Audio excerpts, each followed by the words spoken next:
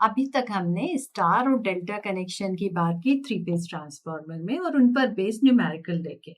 एक important connection जो होता है थ्री फेज ट्रांसफार्मर्स का वो होता है ओपन डेल्टा, जो कि नॉर्मली अगर रिड्यूस लोड है तो उस केस में दो फेसेस के साथ हम मैनेज करते हैं या दो सिंगल फेज ट्रांसफार्मर के साथ मैनेज करते हैं, या इन केस ऑफ रिपेयर और मेंटेनेंस जब एक ट्रांसफार्मर को हटाना हो तो बाकी बचे हुए दो ट्रांसफार्मर्स के साथ हम ओपन डेल्टा कनेक्शन में रिड्यूस्ड लोड के साथ हैंडलिंग करके उसको मैनेज करते हैं। तो ऐसे ही यदि कोई न्यूमेरिकल हो जिसमें ओपन डेल्टा का केस हो तो how to solve it, how to see the load shared by the transformers, let us check.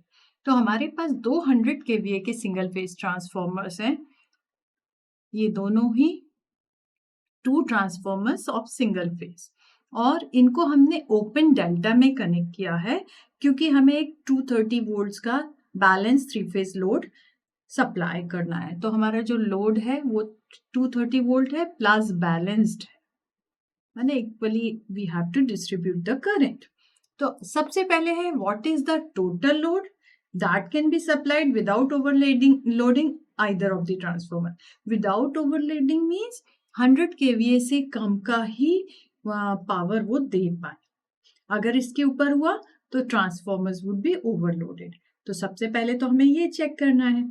उसके बाद लिखा है सेकंड कंडीशन है कि जब डेल्टा में एक और ये जो ओपन डेल्टा है इसमें हम एक और ट्रांसफार्मर ऐड कर दें, क्लोज कर दें इसको बैलेंस से, तीसरा ट्रांसफार्मर भी इक्वल रेटिंग का हो 100 केवीए का, तो फिर कितना टोटल लोड सप्लाई किया जा सकता है। Obviously it would be increased, वो भी हम चेक करते हैं। और तीसरा है ऐसे केस में लोड में क्या परसेंटेज इंक्रीज होगा। तो हम इन तीनों कंडीशन के लिए एक के बाद एक सॉल्यूशन लेते हैं।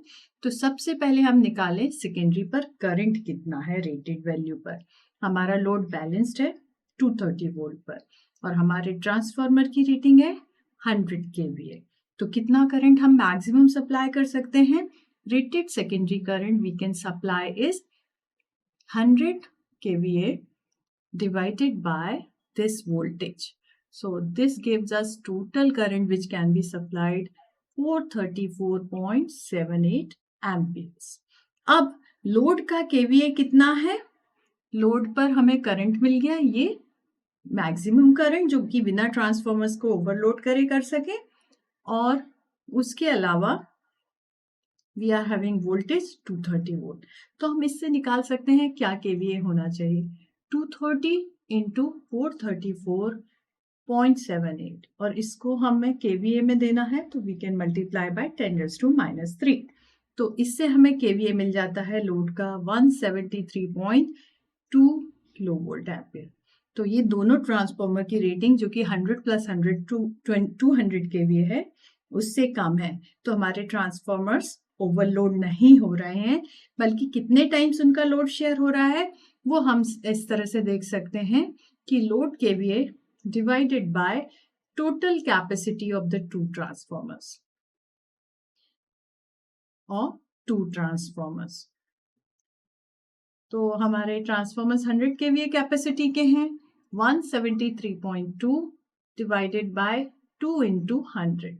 This gives us ratio of 0.866, माने हर एक ट्रांसफार्मर 0.866 टाइम्स लोडेड है या 86.6% टाइम्स लोडेड है।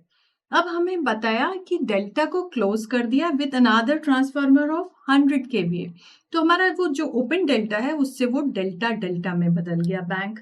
फुल कैपेसिटी पूरे ट्रांसफार्मर्स की मिला के कितनी हो जाएगी? टोटल ये कितना लोड हैंडल कर सकते हैं? It would be 3 times. हर एक ट्रांसफार्मर की रेटिंग 100 है, तो अब हम तीनों ट्रांसफार्मर से टोटल 300 केवीए पावर सप्लाई कर सकते हैं। तो परसेंटेज इंक्रीज कितनी हो गई लोड कैपेसिटी में ट्रांसफार्मर के? This can be easily seen, जो कि हमें तीसरे पॉइंट में पूछा गया है। 300 और पहले कितना था? 173.2 with the base of 173.2। तो कितना हो गया?